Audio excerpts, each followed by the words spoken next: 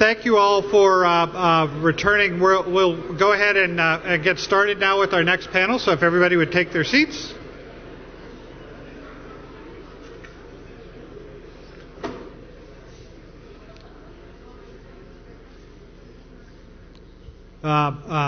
There's one friend in the audience that I've seen the past couple of days and been meaning to introduce, but it's escaped me. But he's a very good friend of El Paso and a very good friend of UTEP, the Mexican Consul General here in El Paso, Jacob Prado.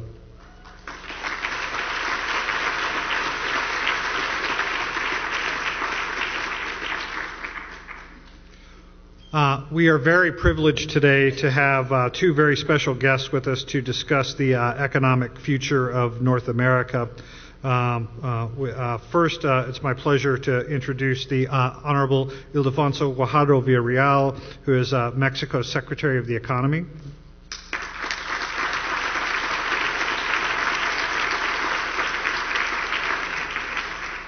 And joining him will be the Honorable Penny Pritzker, the United States Secretary of Commerce.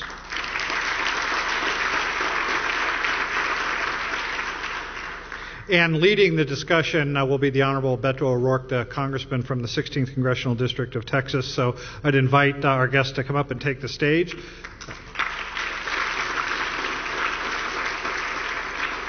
And a reminder to feel free to engage in the conversation on Twitter using our hashtag that you see up on the screen, and also submit any questions you may have for the panelists. And toward the end of the conversation, we hope to be able to get to a few of those questions. So thank you very much. Congressman, the floor is yours. Well, I want to welcome everyone back to the summit, and thank you all for being here. Bob, thank you for emceeing, and President Natalicio, again, thank you for your leadership, not just in hosting us, not just in convening, but in your leadership and actually helping us select the panels and bringing the secretaries here. So we're very grateful to you. And to Secretary Guajardo, thank you for joining us in El Paso today, for making the trip here. We discussed earlier that this is not your first visit to El Paso and certainly not your first to the United States, and that you have a long and rich history of advocating for an improved U.S.-Mexico relationship and actually making it happen. So thank you for joining us. And Secretary Pritzker, we've had the chance to speak on the phone a couple of times. This is my first chance to meet you in person. We are so grateful that you took the time out of your busy schedule to join us in El Paso and for your work to make significant strides in the U.S.-Mexico relationship. The three of us were with President Natalicio just now in a room just off of this auditorium, and it was clear from watching the two of you interact that there is a true friendship, a familiarity, a level of comfort that we might not expect from a Cabinet Secretary of Mexico and a Cabinet Secretary of the United States. Secretary Pritzker, would you begin by telling us how this relationship came to be and a little bit about your counterpart from Mexico? Well, thank you. Congressman O'Rourke, first of all, thank you for having me here. And Dr. Natalicio, thank you very much for hosting this event. Secretary Guajardo and I got to know each other. I think we first met, I had been in office for about 30 days, if that, and we had the first meeting of the high-level economic dialogue, and we found ourselves across a table from one another talking about how we could improve the economic relationship between the United States and Mexico. And as we went down our lists of priorities, what we learned, I think, about each other is two things. First, that the priority overlap was very large, and second is that we shared an equal commitment to trying to really move the needle in terms of the economic relationship between our two countries. And what we saw together is the fact that if we work together, whether it's on trade deals or on the border or on any of the issues between us, that we could really move the needle significantly for both our countries. And so we saw this as, the classic win-win as opposed to win-loss opportunity. And I've had the pleasure of traveling to Ildefonso's home state and seeing some of the really fabulous things that are going on in Monterrey, not just by Mexican companies, but by very significant American companies. So there's a real opportunity for us to work together, and it's just been a natural relationship from the start. Secretary Guajardo, you have been working with key U.S. leaders going back to at least the 1990s. Talk about working with Secretary Pritzker and what differences you see in the U.S.-Mexico relationship through her leadership and your all's partnership.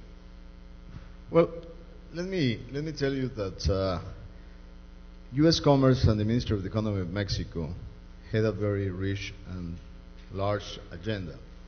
That agenda can take you from very complex issues, like when we get into requests by the private sector to start anti-dumping investigations and these type of things that are very complex and very delicate. And it's like the difficult part of managing that relationship.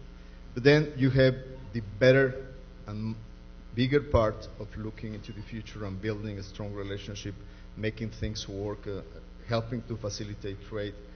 And we were lucky that President Obama appointed Penny to the Department of Commerce, because she's coming from an entrepreneurial background. And when she arrived into this cabinet, gave a new vision to the agenda. Not that she will do the agenda for President Obama, but the agenda that President Obama wanted to design with President Peña in her hands took a very, very specific task. And with her, we constructed this control board to make sure that every action is followed, that every action, somebody is responsible for it, that if it is not in time, there is a red line turning on, that we have to take care of that. And so that has facilitated a lot the follow-up of the commitments that are made. Because sometimes you find very ambitious presidents having very bright ideas with very good communication skills, but then when the mandate falls down into the cabinet, things start getting loose. And in the way we have been building this work plan, we are getting a video conference at least every 3 months. I was just joining them from Hawaii. I was in TPP negotiations, and we were reviewing with a group of the Mexican cabinet and the U.S. cabinet led by Secretary Pritzker. And you can see how things are being followed up in every step along the way. And that has introduced new dynamics into the relationship.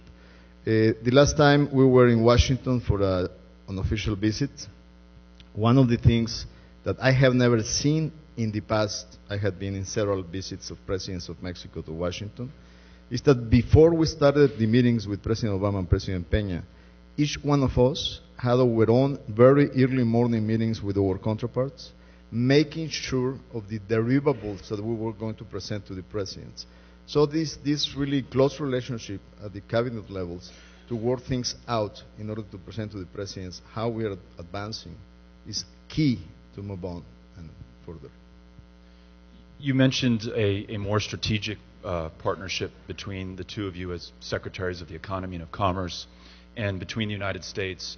We heard from former Assistant Commerce Secretary Camuñez earlier talking about when, in the old days we were having high-level meetings in the Situation Room about Mexico. It was more about threats and security challenges and how we were going to address those, and that partly in thanks to your leadership, Secretary Pritzker, it's now a more strategic relationship, and we're looking at not just shared challenges but shared opportunities.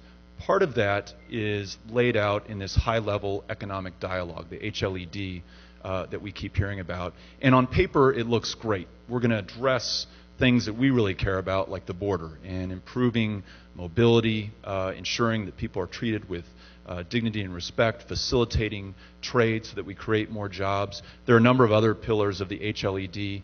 Answer the cynical side of our nature that these are just nice aspirational words on paper, but that the fundamental relationship hasn't changed. If we listen to the talking heads in Washington, D.C., we're still talking about Mexico as a threat. Tell us how, through your shared leadership, we're actually seeing changes on the ground. Well, Congressman, this is your community, El Paso, and there's no community that better understands how important the commercial relationship is, but it's not just important, how real it is. I mean, every day you have goods and services going back and forth across the border. That's a fact of life, and that the success of El Paso and the success of Juarez are intertwined, inextricably intertwined. And the same is true. I was just talking with the governor of New Mexico about Santa Teresa and the communities along that border, that portion of the border, which are not that far away from here. And we were just looking at maps as to the land masses along the border that can be developed into really commingled distribution and manufacturing operations. So security is an issue that is always going to be one that we have to deal with. And that's something that's being dealt with both by the United States and Mexico on our strategic side, and we're both committed to that. But at the same time, the two of us are really focused on the fact that the economic relationship, if run in detail in the specifics, is addressed, we can really move the needle. And what do I mean by that? You heard Secretary Guajardo talk about, we have a tracker. Literally, the Mexican government and the United States government, in our two teams, we work off the same to-do list and the same, and we have people assigned to each project on both sides. We get together quarterly and we review the progress and we call each other out. Excuse me, we're having trouble on this side, or we're not making the progress here. It's very practical. It's very weedy, but that's how you get things done. How are we going to get an agreement to do pre-clearance in one facility or another?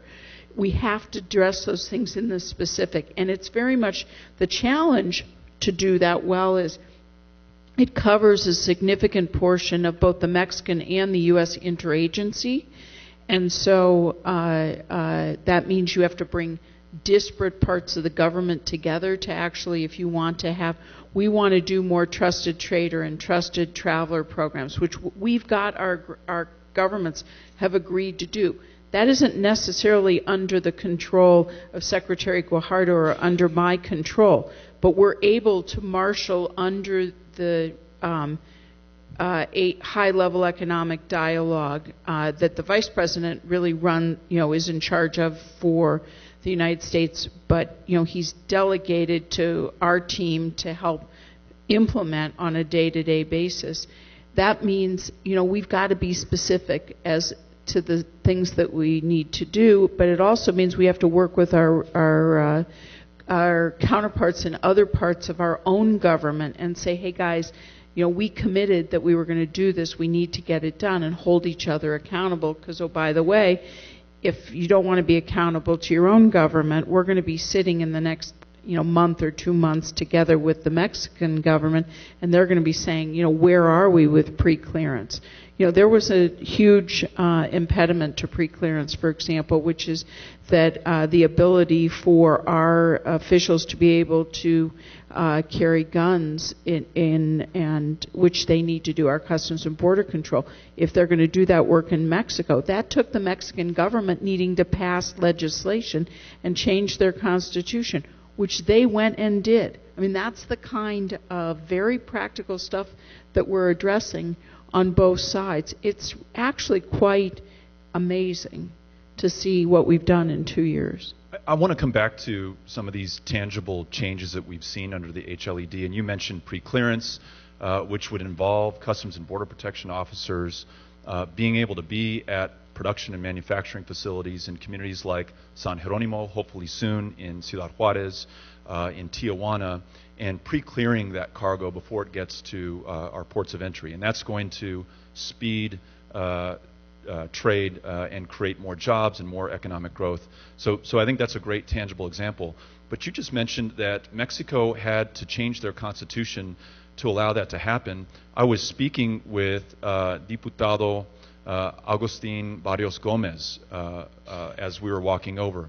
And he reminded me that Mexico, over the last few years, has undertaken 11 significant structural reforms. The one we just talked about, reforms in energy, reforms in labor, reforms in the political system, including re-election, reforms in education. We talked a lot about yesterday the challenges the U.S. Congress has in passing comprehensive immigration reform. You know, if I asked for a show of hands of who's in favor, I think every hand would go up, and yet somehow we can't get it done. Sometimes we have a hard time agreeing on what to name a post office. What is going right in Mexico that I, as a member of the U.S. Congress, can learn from? Tell me what's animating this change that's taking place in Mexico that's creating the space to do the kind of things that we're talking about today.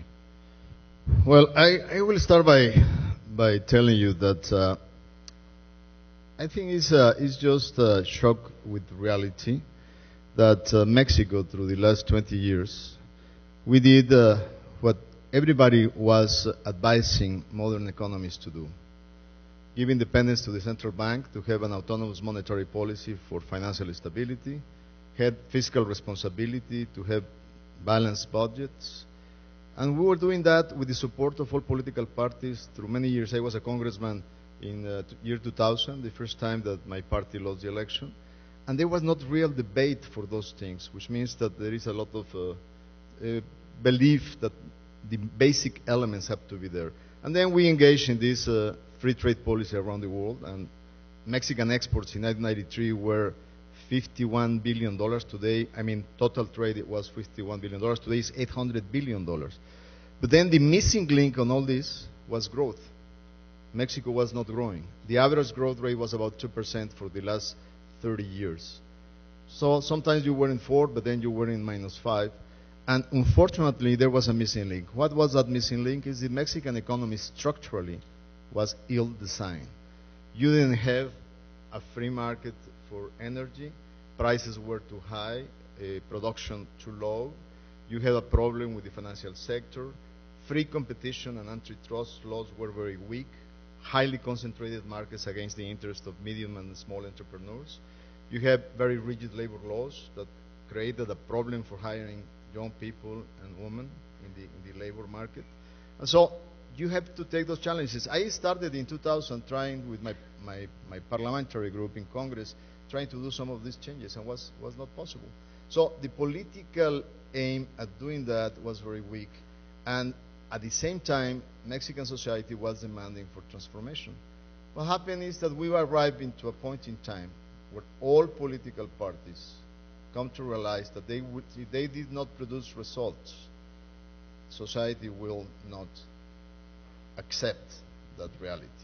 And so they were definitely have a very, very, very strong pressure to get convinced that main elements had to change in the Mexican economy. So from the 11, 6 were reforms aimed at the economy. Antitrust reform, financial reform, labor reform, energy reform, telecommunications reform, and the educational reform has deep implications also into the economy. So at the end of the day, the consensus was there. Some reforms were supported by, most of them were by consensus, but 2 of them had different supports. Energy, it was the PRI, or the government party, and PAN. And the tax reform, it was the government with the PRD. So those are the only ones that had to be approved with majorities. But at the end of the day, they were accomplished. And they were very important in order to reset the framework for growth.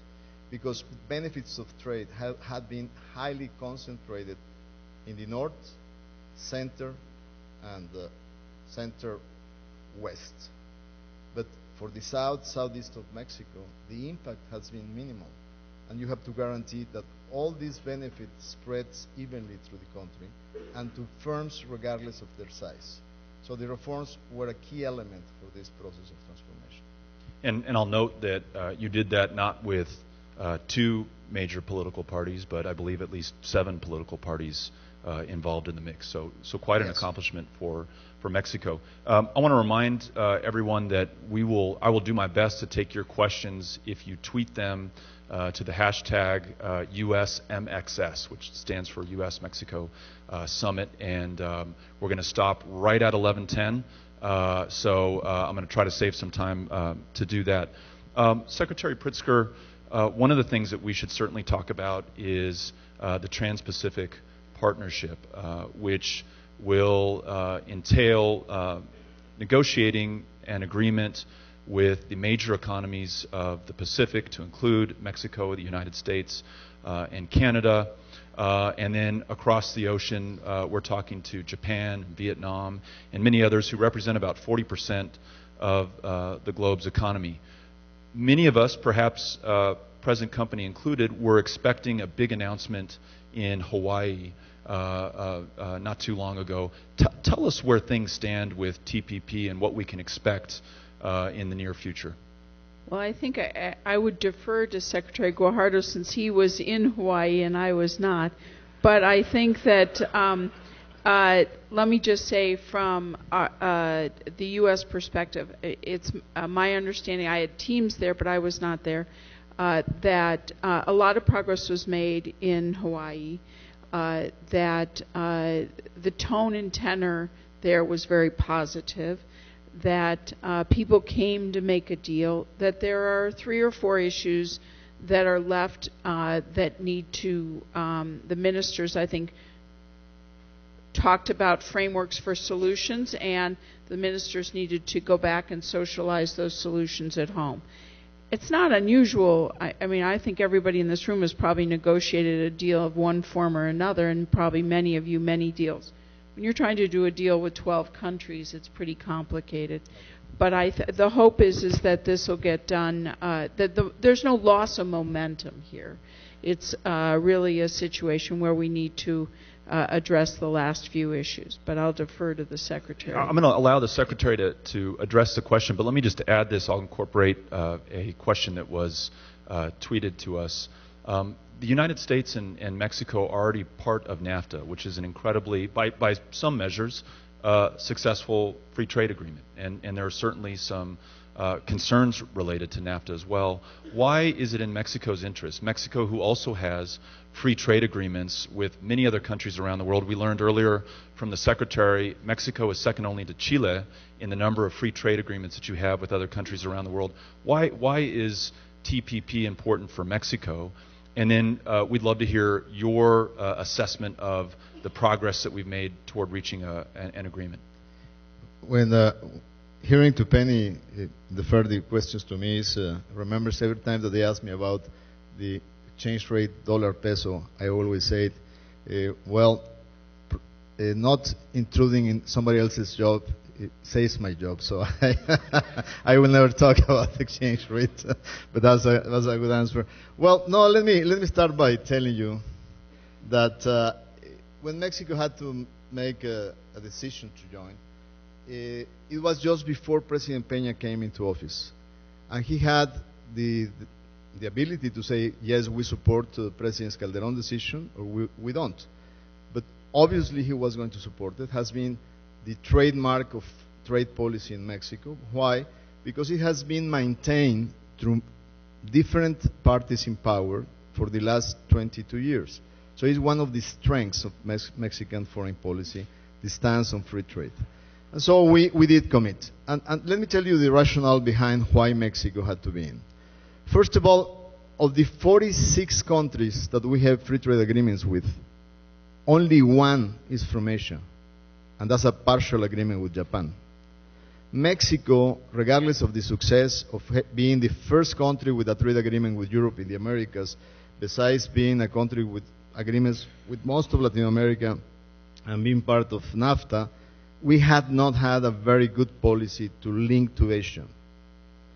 And you cannot really turn your back on a continent that is growing at the rates closer to 10% for the last 6 to 7 years. It's not the best foreign trade policy. Obviously, we have a lot of imports from them, but one thing is to design a proper trade policy with the continent.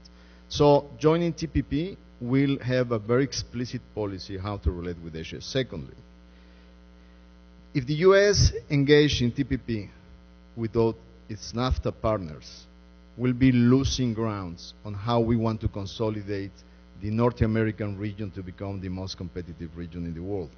It's just like having a football game happening next door, and you have to guard one of the goal guards, and you are not there. I mean, the score will be too many to 0. So you have to be in the discussion, in the negotiation, to make sure how this is being designed in order to really strengthen the competitiveness of North America. So that is the second argument why to be in that discussion.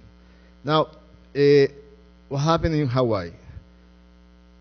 I think that without saying, many Asian countries where we were all advancing in a very good speed, finishing charters, but the main interest issues were not in the table because Japan and some of the Asian countries were waiting for the U.S. administration to have trade promotion authority. You know how this is. I mean, the last marbles for the exchange will not be thrown to the game because you don't know if the U.S. is going to be able to have TPA. So once the U.S. administration got TPA, that gave assurances that is the end of the negotiation. So after TPA was granted, this was the first meeting.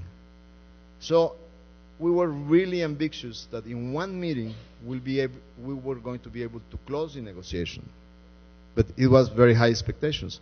So at the end of the week in Hawaii, we realized that there were some elements, in two elements basically, market access and intellectual property. Those are the only elements that at the end framed us from completing the full process. But the developments were amazing. We had an agreement on how to handle trademarks and geographical indications. It was very difficult.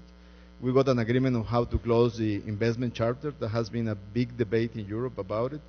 We did close all the elements related with basically electronic trade. Many issues of the negotiation were finished. Where are the pending issues? In market access, dairy, because of the big interest of New Zealand and Australia. At the end, they felt they didn't have enough in this negotiation for them to go back and really claim a good agreement for them. The other element had to do with the auto industry and the way we want to design the auto industry in North America. And that was part of a big discussion that is pending to be finished. And on the intellectual property, basically, we finished the most difficult parts of it, leaving just one. The data protection for biologicals that everybody knows that is in two extremes. Highly protected to 12 years in some countries, and some countries that have not had experience of data protection for biologicals, not accepting going for more than 5 years. So what is my expectation? In the next 3 to 4 weeks, our groups will get together. We'll find solutions for this pending task, and hopefully by the end of August, we'll be called for a new ministerial meeting, and we'll be able to close. Let me ask Secretary Pritzker about something that I think you touched on. It's the dragon in the room, and that is China. And you talked about the strategic importance of Mexico making these connections with economies in the Pacific. And China has definitely complicated the U.S.-Mexico relationship and complicated it right here on the border. When we were making advances in progress in shared manufacturing and shared production, China complicated that by offering a much lower wage alternative. Now, I think that much of that relationship and shared production has recovered. How much of the United States' interest in TPP is about setting the rules for international trade against an alternative, which would be China's rules for international trade? And do you expect China to, at some point, if you are successful and we do conclude TPP negotiations and all 11 countries approve, does China at some point join this agreement down the road?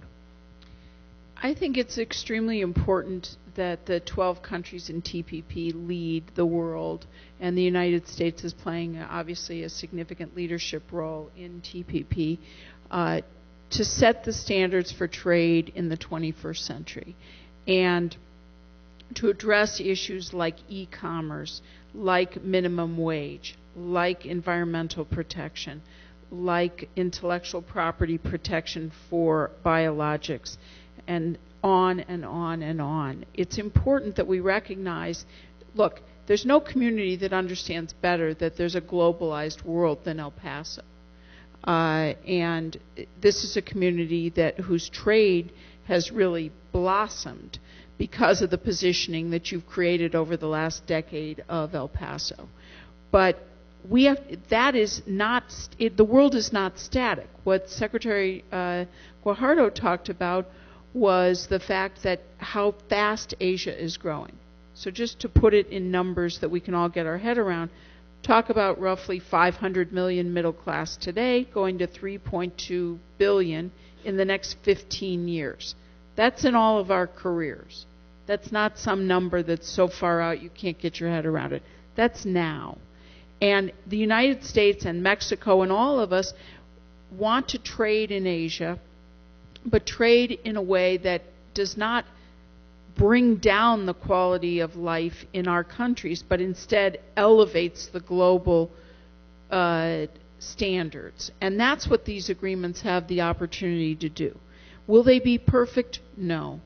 But they are moving the ball very much forward from what was a base that was established with NAFTA.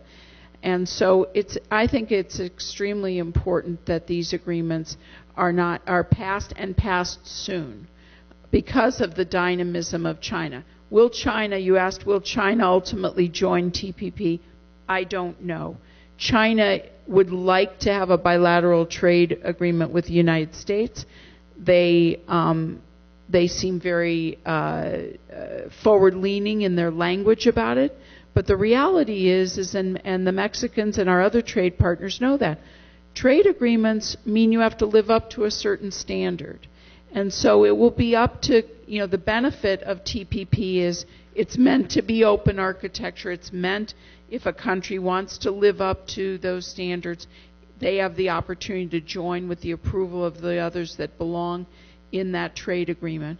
But it means you have to live by a certain set of rules. And so that, to a certain extent, is up to China and up to other countries that want to join.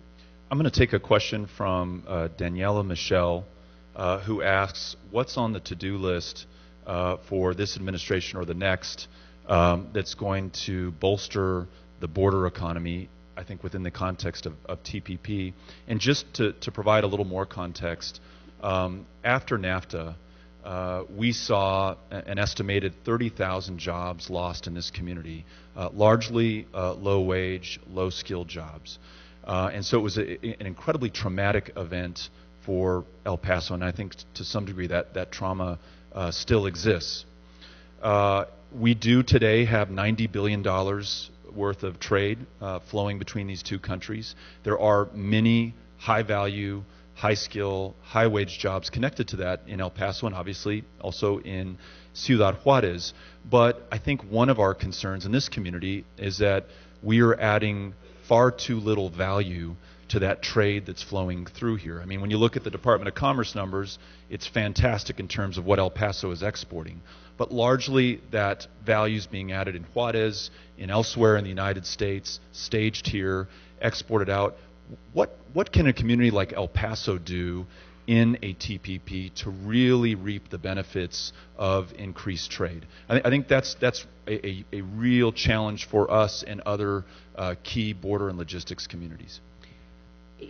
Well, first of all, I think you undersell the positioning of El Paso. I mean, obviously, this is your community, and I'm not here to tell you about your community, but you are positioned, and the growth that you've seen just even year over year is extraordinary as to what's going on here. And you've positioned yourself as a logistics hub, as a services hub, as a manufacturing hub. this afternoon we are going to cut the ribbon on the first satellite office or positioning for an advanced manufacturing institute for 3D printing. And so there's enormous dynamism going on here in your community. In case you haven't noticed, your unemployment rate is lower than the national average. And I think that you're building on the strengths that the infrastructure that you've built here. The Secretary and I were just talking about further infrastructure improvements so that the two cities, which are inextricably linked in their production capability, are able to both benefit. And so I think that, and what TPP does is you're positioned to take advantage of TPP. You have a rise in your finance jobs. You have a rise in your services jobs. These are high-paying, good jobs that are going on here in El Paso. So if I were to look at what El Paso has done over the last decade and where El Paso should be in the next decade based upon the positioning of this community, I think the future is quite bright. And one that merits continuing to stay focused on how do you stay as integrated as these two communities are, because they're clearly both benefiting. Yeah, I think you make some great points. I'm an optimist by nature. I see a lot of opportunity.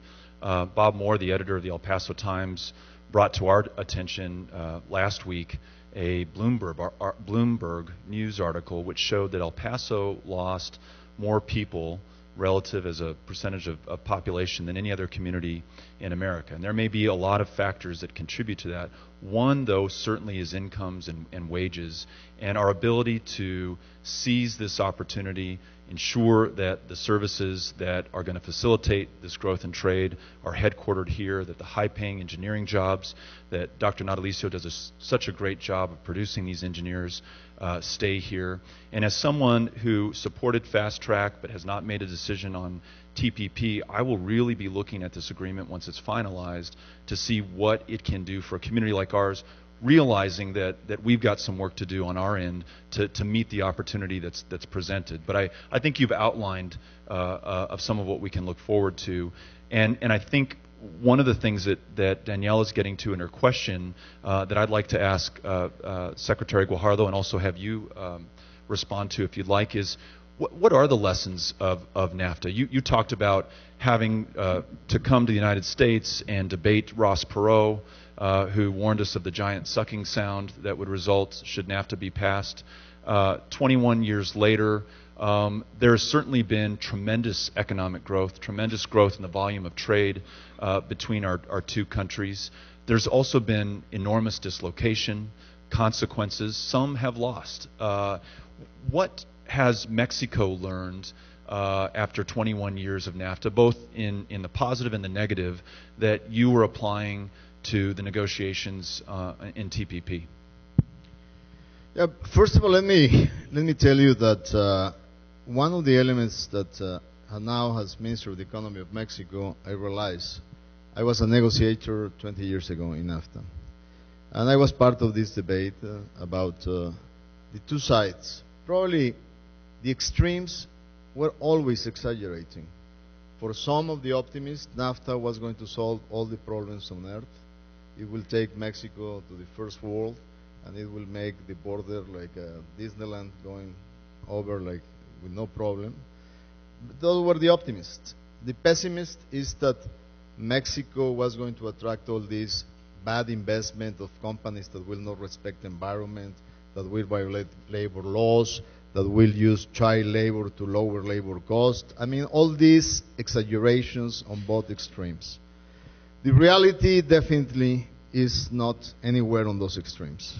And on the one side, the investment that has been going into Mexico since we joined NAFTA has been multiplied by 4. Like before NAFTA, the average was 2.5 billion. After NAFTA, raised to about 20 billion a year foreign investment, mostly from the US and Europe. But most of the companies joining the Mexican economy, they bring into Mexico the high corporate conducts, the way they do things globally. So they just not only deteriorated any kind of standards. They gave us good examples of how to improve corporate responsibility in the process. So all these fears about that Mexico was going to be used as a place to produce with bad practice were completely wrong. On the other side, some of the sensitive products of Mexico, like corn, which is a sacred crop in Mexico, there were a lot of fears and was one of the elements that took the longest to reduce tariffs. It took 15 years to finally eliminate tariffs on corn. Well, at the end of the day, you had like some states on the north that are very efficient in land extensions, big land extensions to produce seeds, corn, wheat. But then, in the middle of the country, the small farms were not as large for that production. But it's quite interesting. When I go for an opening of an auto part plant in Guanajuato, or for a car manufacturer in Querétaro, or in San Luis Potosí, when I talk to the kids that are 23 years old, 24, the girls that are technicians in the production lines, I ask them, where are you from? They say, from here, from a little rancheria, an hour and a half from here, or 45 minutes from here. Why in your household, how were were getting along in terms of income in the past? Well, it happens that their grandparents were the farm growers in those little farms, and now their grandkids are becoming engineers, technicians. That tells you that the economy is a moving picture. It's not a still photograph. This is a video going on. And if you do not adapt communities to the transformation, to really be ready for the new generations to change their ways of life, to incorporate in new dynamics in the production scenario, then you will leave communities stuck to traditional elements that will not have a good competitive place in the 21st century. So generationally, you see how that has been translated into opportunities for the young people in Mexico in most of these communities. Now, when you look into what is going on in terms of the bilateral impact, you can also see that on the U.S. side, for 23 states of the U.S., export to Mexico, Mexico is #1 export destination. So Mexico represents a big part of exports for a lot of U.S. communities that is very relevant for job creation on the U.S. side. And one of the things that is also important when you think about effects of trade, you have to be able to analyze that some of those are effects of trade and some of those are effects of the wrong industrial policies. Just to give you an example, President Obama was very clear in defining the renaissance of manufacturing in the U.S. What happened in the end of the 80s and the 90s in this country? It was a common and spread belief that the basic manufacturing was a very dirty job that will go to China and just keep your high-brainy jobs. Little by little you discover that in manufacturing solar cells and in manufacturing batteries, there is innovation process being built in the process of manufacturing. And if you let go those manufacturing process to China, you were missing the opportunity to really reinforce your capacities for innovation. So that's why President Obama had made a very clear point to bringing back process to North America, Mexico, and the U.S. I mean, we are making a case for Mexico, because when we link together this process, we can feedback very quickly in terms of market opportunities, in terms of innovation. That's why the high-level economic dialogue has a very big charter on innovation and joint efforts on innovation, because at the end of the day, what you want to make sure is that now North America is well positioned to compete in manufacturing in the world. Why? Low energy cost that happens in the US, Mexico, and Canada, and is not by any number close to other parts of the world. Gas costs you 3 times more in China, 4 times, the same in Europe. So we have an energy advantage. Second, the demographic bonds. Mexico's growth force will grow from here to year 2050 by 30%. At the same time, Korea and Japan will reduce their labor force by the same number, to the opposite direction. So, energy, labor force, and finally, innovation. Innovation is a very strong pillar for manufacturing. So I think that North America is defined to be a very strong power for manufacturing in the 21st century.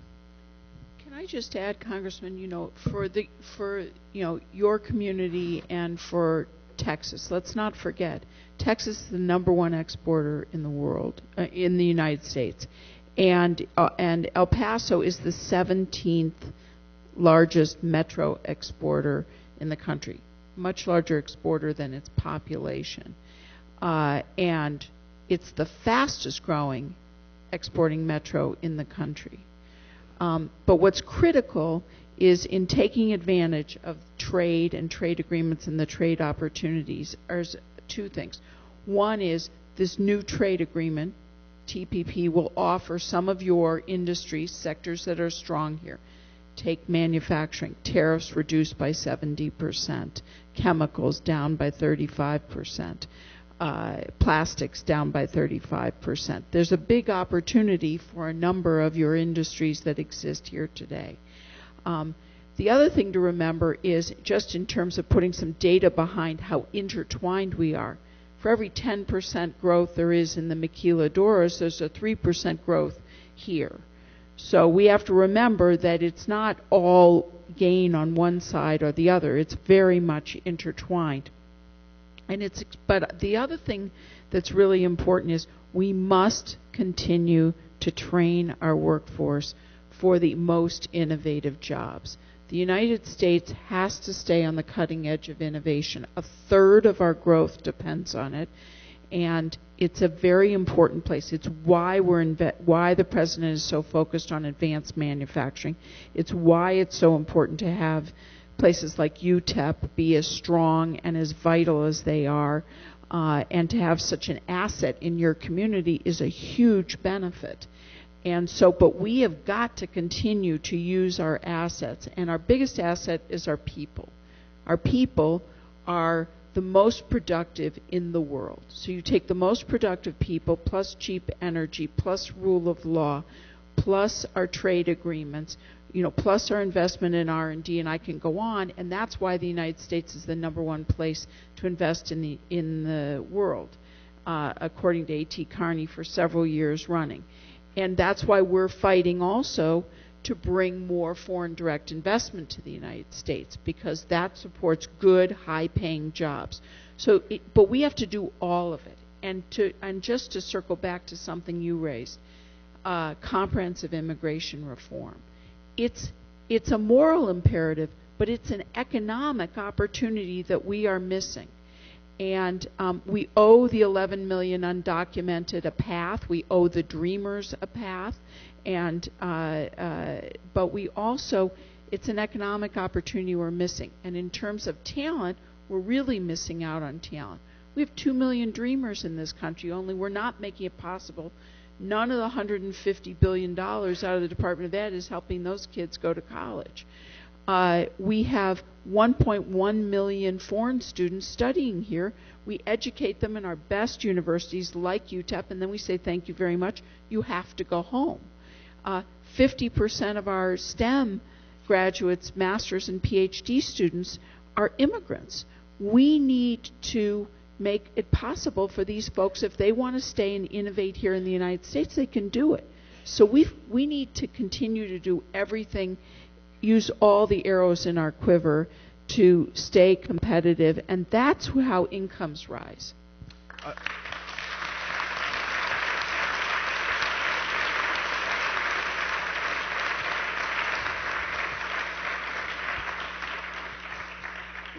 We've got about 10 minutes left, and Madam Secretary, I'm so glad that you just made that point. One of the balances that we're trying to strike over these 2 days is to talk about economic opportunity, and certainly with the Secretary of the Economy and Secretary of Commerce, it's very important for us to focus on trade and manufacturing and jobs and the cost of not doing it well. When we have a minute of delay at one of our ports of entry, it costs the U.S. economy $166 million. And so I feel like we're doing a good job talking about the impact to the economy. you're bringing in the human dimension of this and also the moral dimension of this challenge. Senator Cuevas, who's the chairperson of the Mexican Senate Foreign Affairs Committee yesterday, started us off by reminding us that we cannot just talk about products that are crossing borders or shared production platforms, that we've got to also look at the human beings, including some really uncomfortable facts related to that. The large number of migrants and asylum seekers who die trying to enter this country. The fact that despite everyone's best intentions and professed willingness to work on it, we can't achieve comprehensive immigration reform. Perhaps we can close by getting each of your thoughts on the importance of linking the two. We cannot just look at economic growth and not just look at these gigantic trade agreements as ends in themselves. They have to be connected with a more respectful relationship between our two countries. Secretary Guajardo, would you like to expand on that? And you obviously have a wonderful partner in Secretary Pritzker here, in our community in El Paso. What challenges do you see in the United States at large in really capitalizing on this opportunity that we have right now? Your question in terms of migration and trade is a very key one. When we were defining the strategies to get NAFTA approved in Mexico and the U.S. more than 20 years ago, obviously the discussion between government officials went over the full spectrum of the kind of association that we wanted to design. Obviously there are all these dreamers and optimists that wanted to use Europe as a long-term example of integration. The European Union went through the last almost 60 years going from customs union, and then they move on into stronger way. Then they went into the same currency. They aligned their monetary and fiscal policies. They opened their borders. Back then, 22 years ago, designing how we wanted to construct NAFTA, we had to be realistic.